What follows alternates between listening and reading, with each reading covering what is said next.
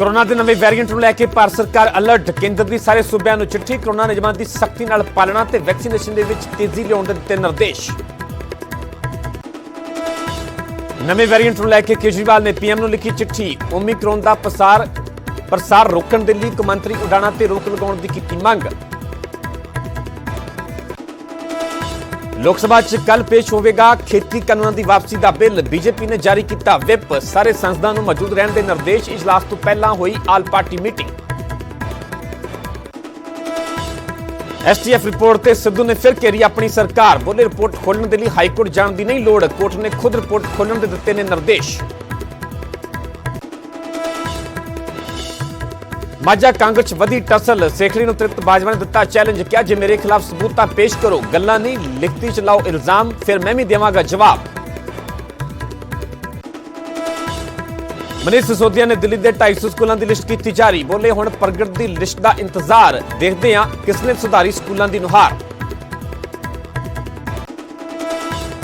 ਔਰਤਾਂ ਬਾਨੇ ਕੇਜਰੀਵਾਲ ਦਾ ਵਿਰੋਧੀਆਂ ਤੇ ਨਿਸ਼ਾਨਾ। ਪੰਜਾਬੀ ਚ ਵੀਡੀਓ ਜਾਰੀ ਕਰ ਬੋਲੇ मेरे ऐलान तू घबराए, विरोधी मैनू कढ़ रहे ने गालां। कांग्रेस अकाली दल ते बीजेपी ते लगाया पंजाब नू लुट्टण दा इल्जाम।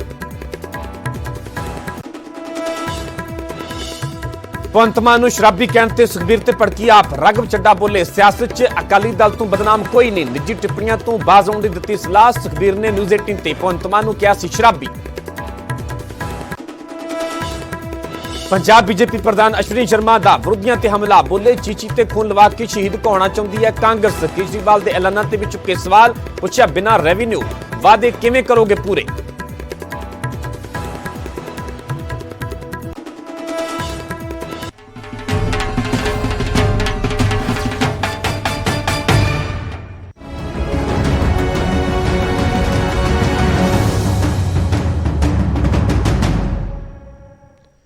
सत श्री अकाल, तुसीं वेख रहे हो न्यूज़ 18 पंजाब हरियाणा हिमाचल। मैं परमिंदर सिंह तेजा। सारे दर्शकों का बुलेटिन स्वागत है। शुरुआत करांगे वड्डी खबर तो। खबर कोरोना के नवे वेरिएंट के नाल जुड़ी हुई है।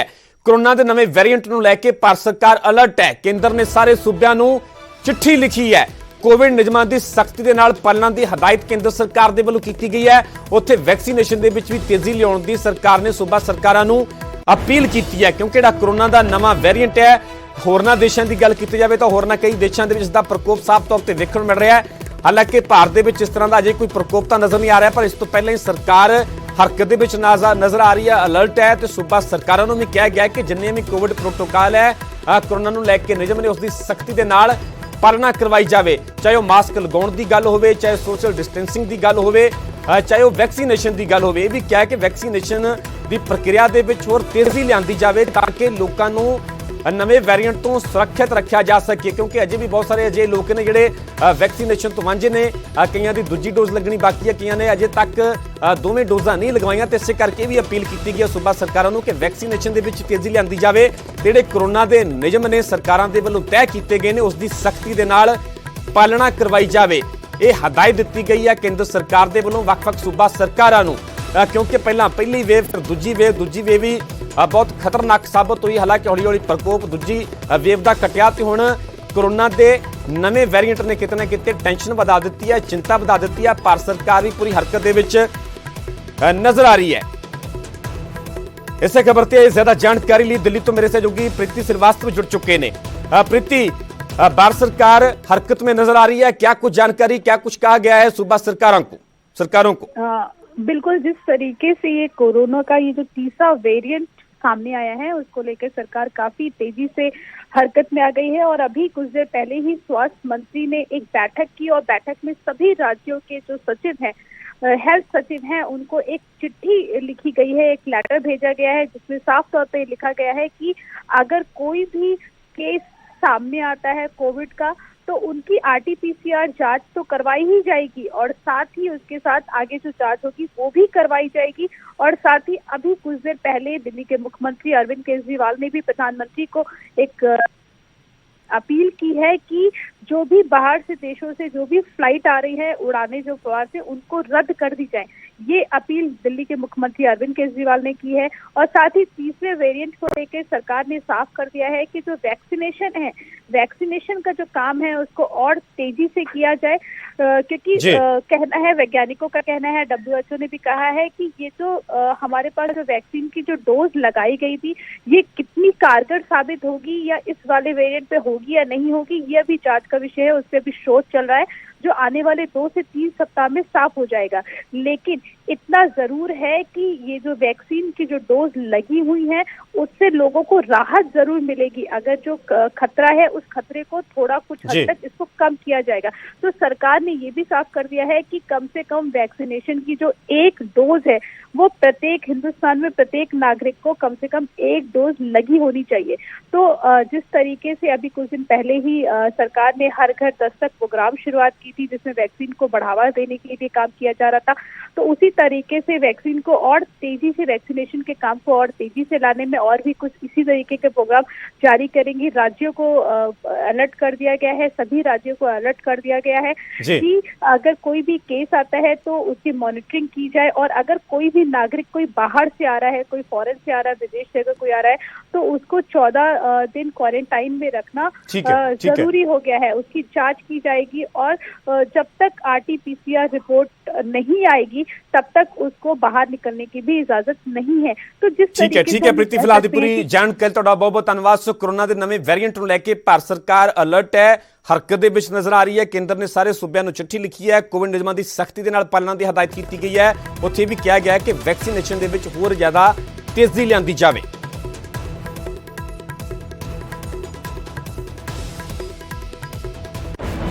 ਉੱਥੇ ਕੋਰੋਨਾ ਦੇ ਨਵੇਂ ਵੇਰੀਐਂਟ ਨੂੰ ਲੈ ਕੇ ਦਿੱਲੀ ਸਰਕਾਰ ਵੀ ਹਰਕਤ ਦੇ ਵਿੱਚ ਨਜ਼ਰ ਆ ਰਹੀ ਹੈ। ਕੇਜਰੀਵਾਲ ਨੇ ਪ੍ਰਧਾਨ ਮੰਤਰੀ ਨੂੰ ਚਿੱਠੀ ਲਿਖੀ ਹੈ, ਕੌਮਾਂਤਰੀ ਉਡਾਣਾਂ ਤੇ ਰੋਕ ਲਗਾਉਣ ਦੀ ਮੰਗ ਕੀਤੀ ਗਈ ਹੈ।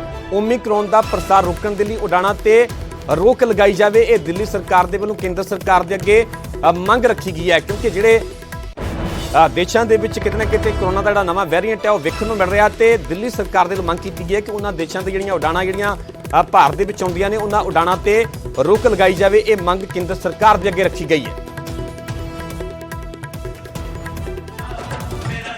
मुख्यमंत्री अरविंद केजरीवाल जी ने जो नया वेरिएंट कोविड-19 वायरस का आया है, सार्स वायरस का आया है, उस पर चिंता व्यक्त करी है और एक प्रिएंटिव मूव, एक रोकथाम के लिए केंद्र सरकार को कहा है कि तत्काल प्रभाव से आप अंतर्राष्ट्रीय फ्लाइट्स जो उन प्रभावित देशों से आ रही हैं उनको रोकिए, उनको बंद कीजिए। कम से कम इतना तो हम करें ताकि हम संभल पाएं, तैयारी कर पाएं उस नए वेरिएंट से लड़ने की। कहीं ऐसा ना हो कि बहुत देर हो जाए। हमने कोविड की फर्स्ट वेव में भी ये देखा था कि कोरोना वायरस पूरी दुनिया में फैल गया। तो इस समय बड़ा जरूरी है कि हम इंटरनेशनल फ्लाइट्स के पूरे आने जाने का जो पूरा एक प्रकार से सिस्टम अभी चल रहा है उस पर गौर फरमाएं। इंटरनेशनल फ्लाइट्स जो इफेक्टेड एरिया से उन्हें सस्पेंड करें और सरकार को हरकत में आना चाहिए, ऐसा ना हो कि कहीं देर हो जाए। ਉੱਥੇ ਦਿੱਲੀ ਤੋਂ ਇਲਾਵਾ ਹਰਿਆਣਾ ਸਰਕਾਰ ਵੀ ਕੋਰੋਨਾ ਦੇ ਨਵੇਂ ਵੇਰੀਐਂਟ ਨੂੰ ਲੈ ਕੇ ਹਰਕਤ ਵਿੱਚ ਹੈ। ਸਰਕਾਰ ਨੇ ਢਿੱਲ ਨਾ ਦੇਣ ਦਾ ਫੈਸਲਾ ਕੀਤਾ ਹੈ। ਵੱਡੇ ਪ੍ਰੋਗਰਾਮਾਂ ਦੇ ਲਈ ਕੋਵਿਡ ਹਦਾਇਤਾਂ ਲਾਜ਼ਮੀ ਹੋਣਗੀਆਂ। ਮਨੋਹਰ ਲਾਲ ਜਿਹੜੇ ਕਿ ਹਰਿਆਣਾ ਦੇ CM ਨੇ, ਉਹਨਾਂ ਨੇ ਕਿਹਾ ਕਿ ਮੈਂ ਖੁਦ ਕੋਵਿਡ ਹਾਲਾਤਾਂ ਦੀ ਸਮੀਖਿਆ ਕਰਦਾ ਹਾਂ। ਸੋ ਸੂਬਾ ਸਰਕਾਰਾਂ ਵੀ ਵੱਖ-ਵੱਖ ਹਰਕਤ ਦੇ ਵਿੱਚ ਨਜ਼ਰ ਆ ਰਹੀਆਂ ਨੇ। ਹਰਿਆਣਾ ਸਰਕਾਰ ਵੀ ਅਲਰਟ ਹੈ। ਸਰਕਾਰ ਨੇ ਢਿੱਲ ਨਾ ਦੇਣ ਦਾ ਫੈਸਲਾ ਕੀਤਾ ਹੈ। ਵੱਡੇ ਪ੍ਰੋਗਰਾਮਾਂ ਦੇ ਲਈ ਕੋਵਿਡ ਹਦਾਇਤਾਂ ਲਾਜ਼ਮੀ ਹੋਣਗੀਆਂ, ਇਹ ਹਰਿਆਣਾ ਸਰਕਾਰ ਦੇ ਵੱਲੋਂ ਕਿਹਾ ਗਿਆ। ਉੱਥੇ ਹਰਿਆਣਾ ਦੇ CM ਮਨੋਹਰ ਲਾਲ ਨੇ ਕਿਹਾ ਕਿ ਮੈਂ ਖੁਦ ਕੋਵਿਡ ਹਾਲਾਤਾਂ ਦੀ समीक्षा करता हूं। के कारण से हमने पिछले बार वाला जो भी सूचना थी उसी को रखा है। अभी कोई ढिलाई और नहीं बरती है। केवल ये बड़ी बड़ी गैदरिंग्स, मेले वगैरह हैं, इसमें हमने डिप्टी कमिश्नर को ऑथराइज किया है कि कहीं पर्टिकुलर कोई मेला हो उसकी परमिशन देते समय जितनी इंस्ट्रक्शंस दी हुई है पहले की, वो प्रिकॉशंस बरत करके उनको इंस्ट्रक्शन दे सकते हैं। जैसे पिछली बार मुझे याद है कि यमुनानगर के DC ने कपाल मोचन मेले की परमिशन दी थी और सारी व्यवस्था वहां की थी। मैं स्वयं वहां गया, जा करके वहां आया, देखा है। ऐसे ही अब इस अगले 15 दिन में ये शुरू हो रहा है गीता जयंती का कार्यक्रम, अंतर्राष्ट्रीय गीता जयंती का, तो कुरुक्षेत्र DC को कह दिया गया है ऐसे बड़े जो मेले हैं उनकी व्यवस्थाएं सारी ठीक रखें, प्रिकॉशन बरतें, जैसे ना कि hope for the best and be prepared for the worst also. तो इसलिए उन सारी चीजों की सावधानी है और हम अभी जैसे रोजाना के आंकड़े हम देख रहे हैं तो कोई ऐसा वेरिएंट हरियाणा में तो अभी ध्यान में नहीं आया है, लेकिन संख्या जो है वो लोवेस्ट 95 गई थी, अभी 140 के आसपास है। तो 140, 95 ये 50 की संख्या है। 2-3 जिले ऐसे हैं जहां डबल डिजिट में है, बाकी 8 जिले ऐसे हैं जहां 0 हो चुका है। वैसे 12-13 जिले ऐसे हैं जैसे कहीं 1, कहीं 2, कहीं 4, कहीं 5 ऐसे केसेस हैं। मैं रोजाना उसको ऑब्जर्व करता हूं, देखता हूं कि आज कहाँ केसेस बढ़ गए, कहाँ घट गए। कहीं भी अलार्मिंग पोजीशन ध्यान में आएगी तो immediately we will be on our heels.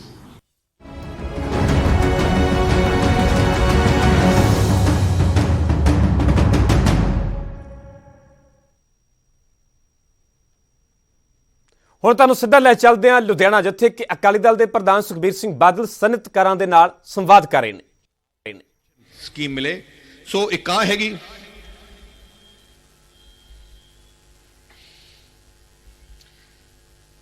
ਇੱਕ ਜਿਹੜੇ ਛੋਟੇ ਦੁਕਾਨਦਾਰ ਹੈ, ਮੈਂ ਇੱਕ ਦਿਨ ਅੱਜ ਕੱਲ ਮੈਂ ਜਦੋਂ ਮਾਰਕੀਟ 'ਚ ਗਿਆ, ਇੱਕ ਨੌਜਵਾਨ ਮੇਰੇ ਕੋਲੇ ਦੁਕਾਨ ਤੇ ਬੈਠਾ ਸੀ, ਚਲਾਈ ਜਾਂਦਾ ਸੀ ਦੁਕਾਨ। ਉਹ ਕਹਿੰਦਾ ਜੀ ਕੋਵਿਡ ਕਰਕੇ ਤਾਂ ਸਾਡੇ ਕੋਲੇ ਕੈਸ਼ ਫਲੋ ਹੀ ਖਤਮ ਹੋ ਗਈ। तो इस करके मैं उदो ही मन बना लिया कि इंसान नू थोड़ी सपोर्ट चाहिए है।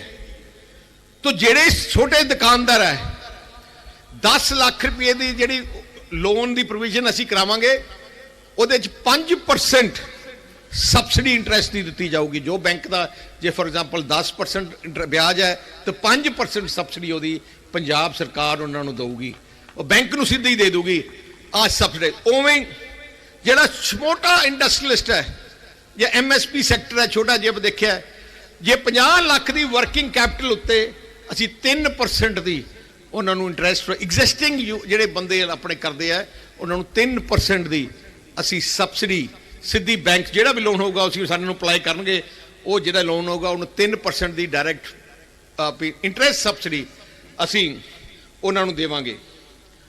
एक मेरे को बहुत कई बार लड़कियां आईयां, कई बार नौजवान भी आए, किसी ने ब्यूटी पार्लर खोलना है, किसी ने छोटे छोटे काम अपने सैल्फ एम्प्लॉयमेंट वास्ते, या अपने आप कोई किसी ने स्टिचिंग का कुछ दुकान खोलनी है कपड़े की।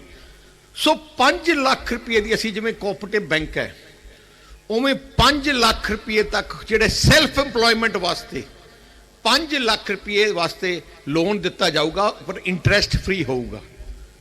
इंटरस्ट फ्री प्रिंसिपल वो मोड़ देंगे उन्होंने 5 साल या 10 साल, पर इंटरस्ट मैं चाहना कि जो पैरे वो बच्चे ने पैरी खड़े अपने खड़ा होना है।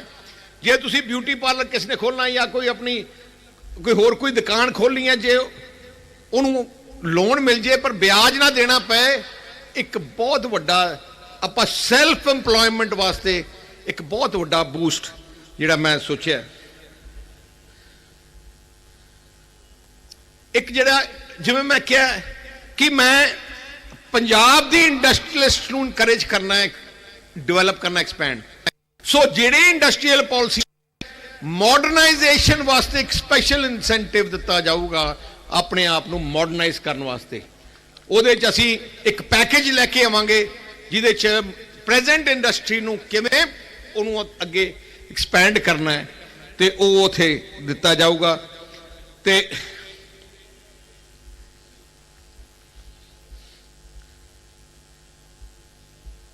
जिहड़ा एक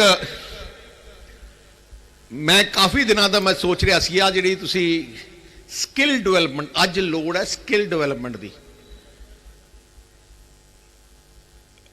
लुधियाने दे नाल 200 एकड़ घट तो घट 25,000 स्टूडेंट्स का एक स्किल यूनिवर्सिटी इत्थे बनाई जाऊगी। तो मैं उस स्किल यूनिवर्सिटी का प्लान भी मेरे को हैगा कि अलग अलग इंडस्ट्री के जिहड़े कैप्टनस है जिहड़े। ਸੋ ਲੁਧਿਆਣਾ ਦੇ ਵਿੱਚ ਸੁਖਬੀਰ ਸਿੰਘ ਬਾਦਲ ਦੇ ਵੱਲੋਂ ਸਨਅਤਕਾਰਾਂ ਦੇ ਨਾਲ ਸੰਵਾਦ ਕੀਤਾ ਜਾ ਰਿਹਾ, ਉਹਨਾਂ ਦੀਆਂ ਮੁਸ਼ਕਲਾਂ ਜਾਣ ਰਹੇ ਨੇ ਤੇ ਉੱਥੇ ਕਈ ਤਰ੍ਹਾਂ ਦੇ ਵਾਅਦੇ ਵੀ ਜਿਹੜੇ ਸਨਅਤਕਾਰਾਂ ਦੇ ਨਾਲ ਸੁਖਬੀਰ ਸਿੰਘ ਬਾਦਲ ਦੇ ਵੱਲੋਂ ਕੀਤੇ ਜਾ ਰਹੇ ਨੇ। ਫਿਲਹਾਲ ਰੁਕ ਰਹੇ ਛੋਟੀ ਜਿਹੀ ਬ੍ਰੇਕ ਲਈ, ਜਲਦ ਹਾਜ਼ਰ ਹੋਣੇ ਇਸ ਬ੍ਰੇਕ ਤੋਂ ਬਾਅਦ।